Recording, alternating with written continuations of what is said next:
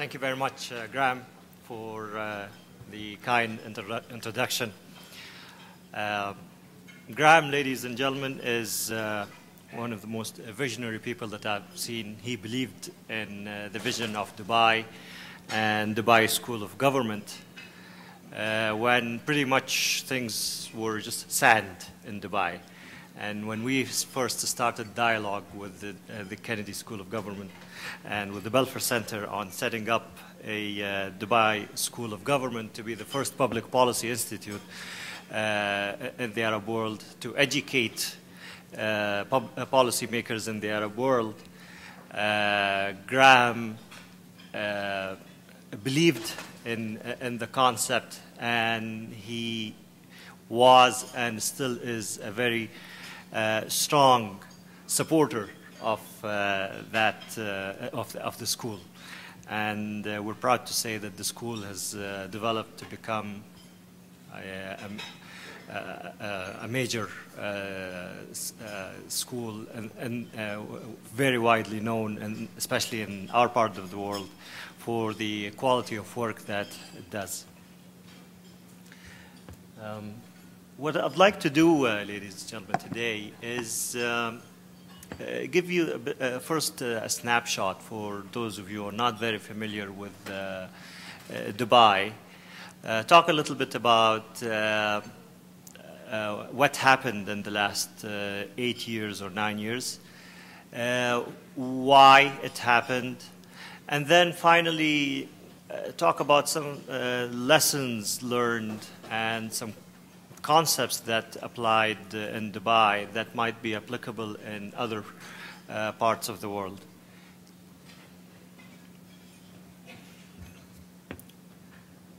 So this picture shows Dubai in 1991. This is one of the major roads in Dubai now. Dubai started as a township. Yes, it was a city of merchants for a long time. We had trading relations with the region around us, but it was a city of a population of 600,000 people, with a GDP of about $11,000 US. That was the early beginning and the start. In the year 1995, His Highness Sheikh Mohammed, the current ruler, became the crown prince of Dubai, and as a result, he started moving Dubai towards the second level, if you will.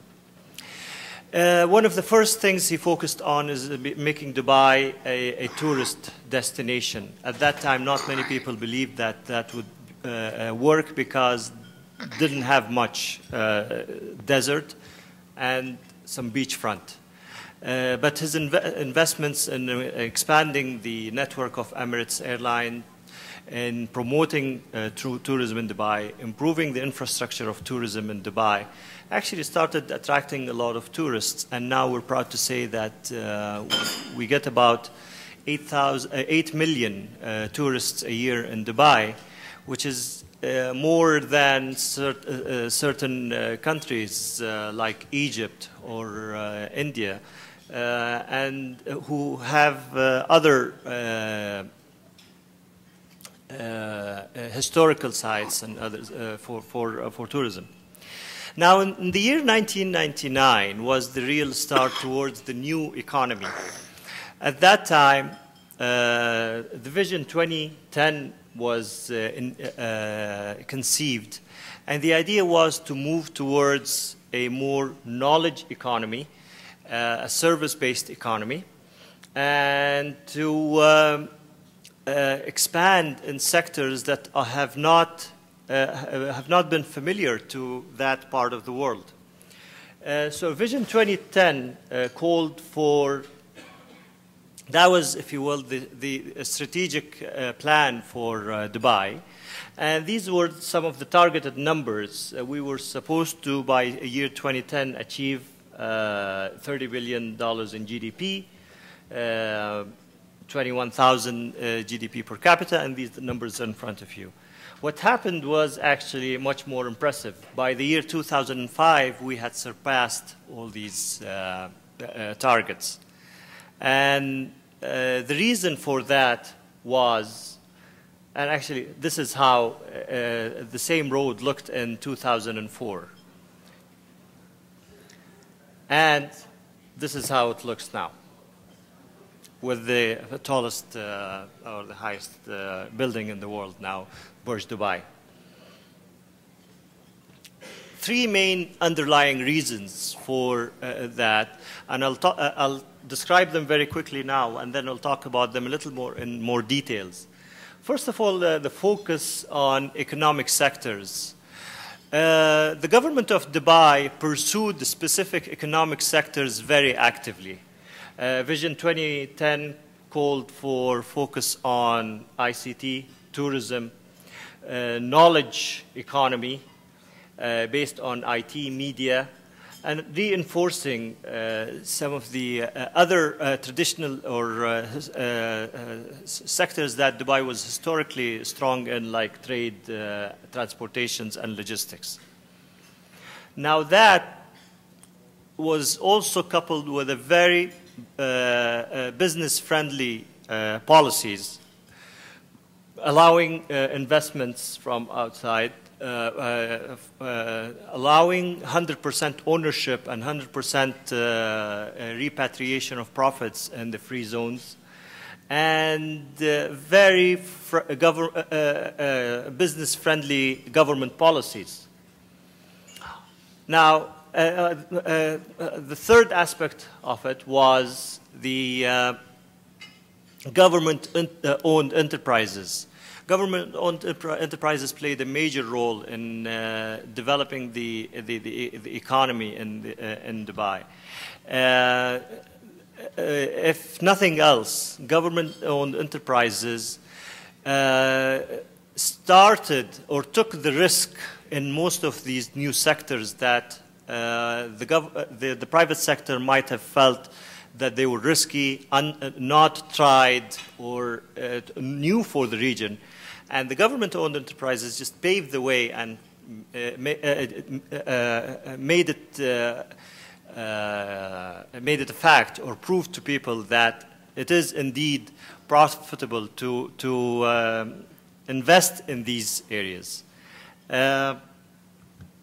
So if we take a look at the Dubai strategy in general, Dubai focuses on the region around it.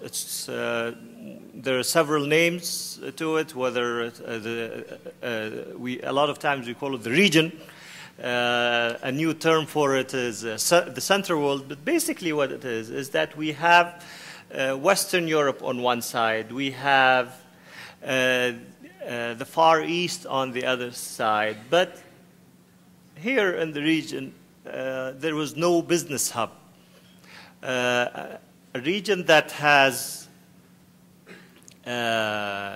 close to 2 billion people, if you include India in it, a lot of liquidity, especially with the high prices of oil now, a relatively young demographics, a lot of potential, but it lacked a major business center. And whatever Dubai did in terms of focus on on these sectors, it always strived to be the hub for the entire region. Unfortunately, I don't have the time to go through all these initiatives, but for some of the most prominent ones are the Dubai Internet City, and that actually was the start of this whole movement. The Dubai Internet City was established in the year 2000, and now it is the IT center of the entire region. Most of the major IT companies have their regional offices over there, and they serve the entire Middle East, North Africa, India, Pakistan, and even as far as the CIS countries from that region. Similarly, Dubai Media City. Dubai International Financial Services, Dubai International Financial Center is also has become the major financial services center for the region.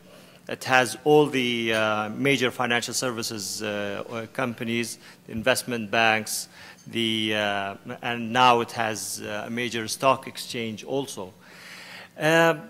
The formula in that was fairly simple and consistent.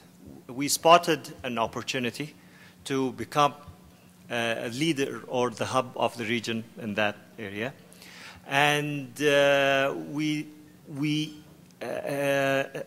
basically invited the organizations that would be potential clients of these clusters or free zones, and went to them with a simple question: what would it take for you guys to have a major operation in this free zone? And based on that, we designed what we call the value proposition. Because we designed it according to what the customers wanted, they came and we moved very, very quickly.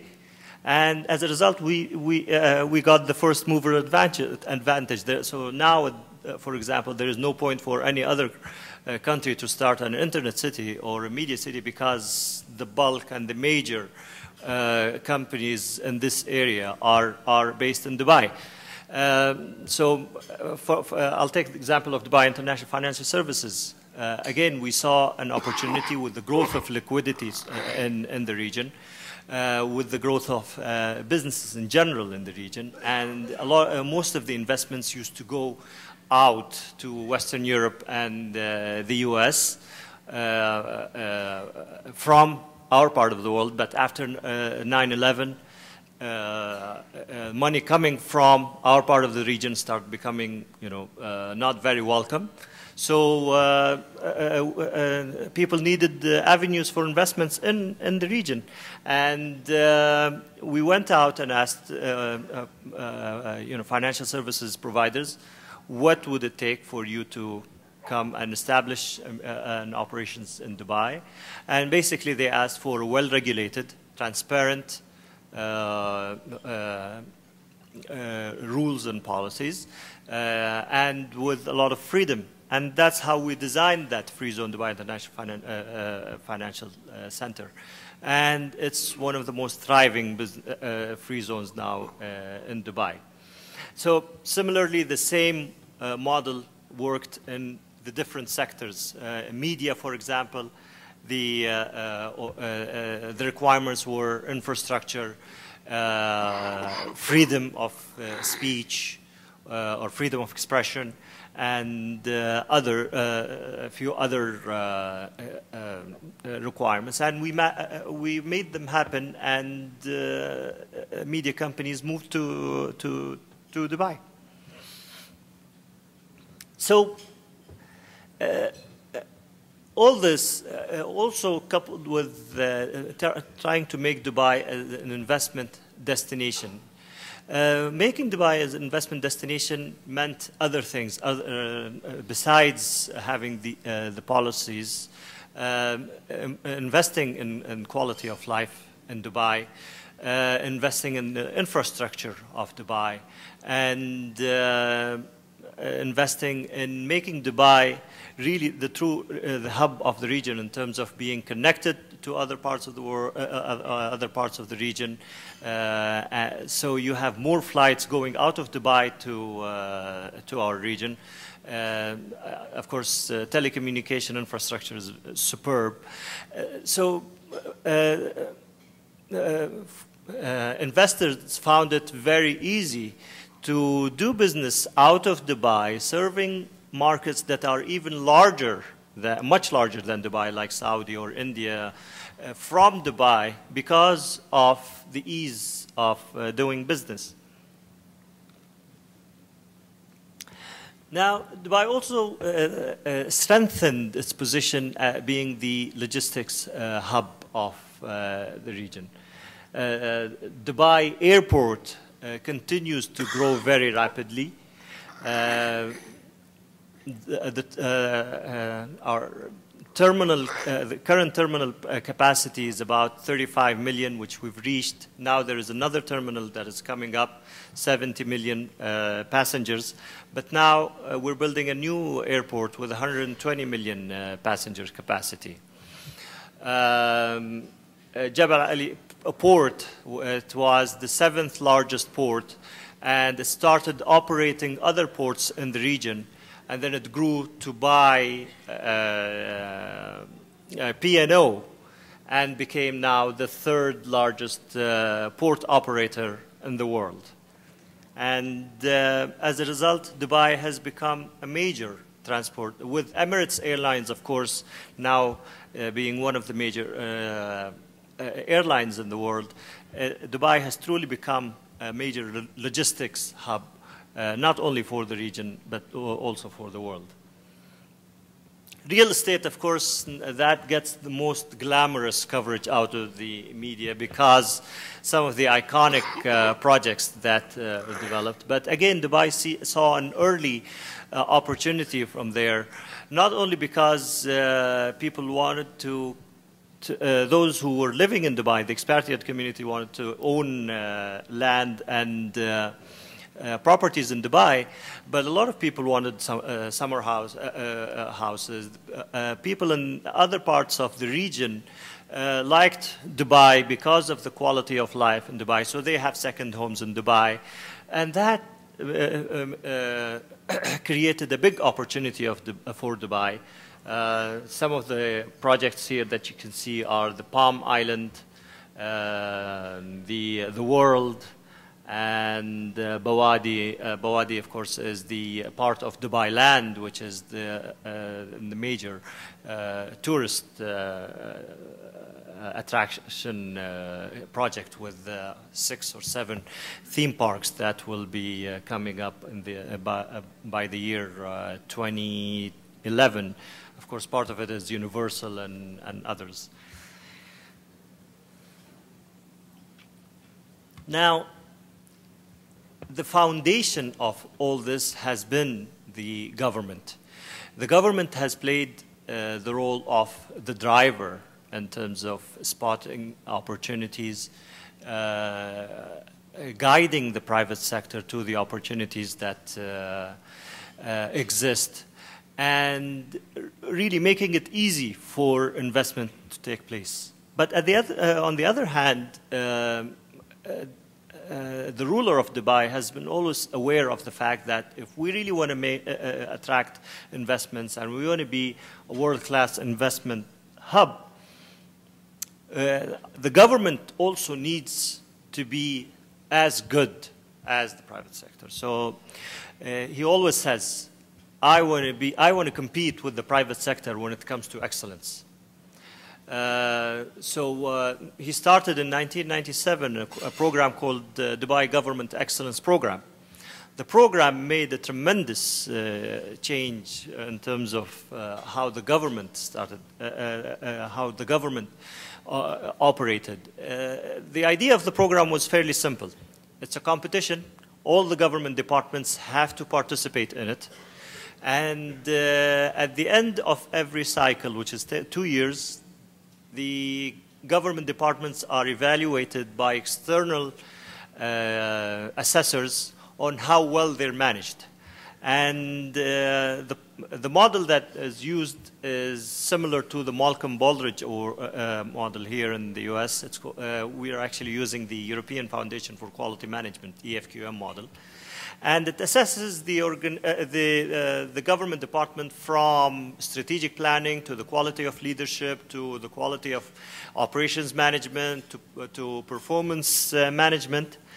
And the results then are made public. And Sheikh Mohammed recognizes the winner, but he also reads the list, the entire list, from top to bottom. And as you imagine, not many people want to be in the bottom. So it made a lot of difference in terms of how people approach management and government. In addition to that, we conduct customer satisfaction surveys. We have mystery shoppers, people posing as being people who actually deal with the government, and they go and evaluate customer services, and that has, and again, the results of this customer satisfaction surveys and mystery shoppers are made public. And Sheikh Mohammed has decided to let go of a few director generals of departments but based on their performance on the Dubai Government Excellence Program. That really changed the culture of the government. It's a very much innovative, performance-based government, very customer-oriented government. You can register a new business within a couple of hours. You can get your license issued or renewed over the internet, renewed basically, definitely over the internet. So a lot of that has happened. We were among the early governments to start on the e-government initiative, but we also focused on the performance of the government. We started a system called Performance Management System, where all the government departments submit on a quarterly basis their report on how they're running based on a set of performance measures that have been agreed between them and the office of the ruler. So, for example, the police would get measured on crime rate, on response to emergency, and these type of measures, whereas the municipality would be measured on the cleanness of the city, the satisfaction of residents, on, you know, the quality of life in city. So these measures are basically tailor-made for every government department. Finally, we focused a lot when it comes to the government on the human resource. We created leadership programs to develop people who can take the lead in the future. With the enormous growth that Dubai has taken, has taken place in Dubai, we needed fresh blood to assume the role of leadership in all aspects of Dubai, and we created a program called Government Leaders and Mohammed bin Rashid Leadership Development Program to identify and nurture future leaders. And all this, of course, is just in the area of the public sector.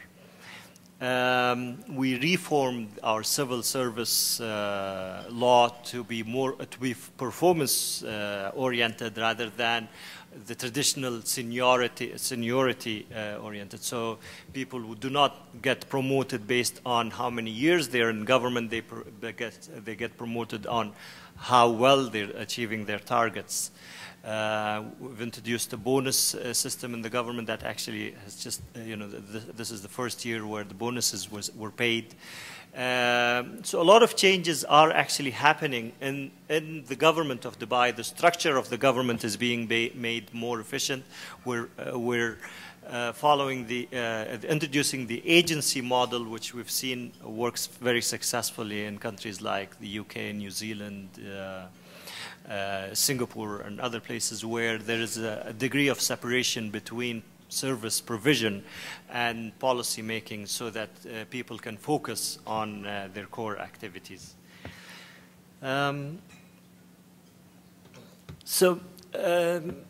These are some objective indicators about Dubai. So if you look at things like transparency, efficiency,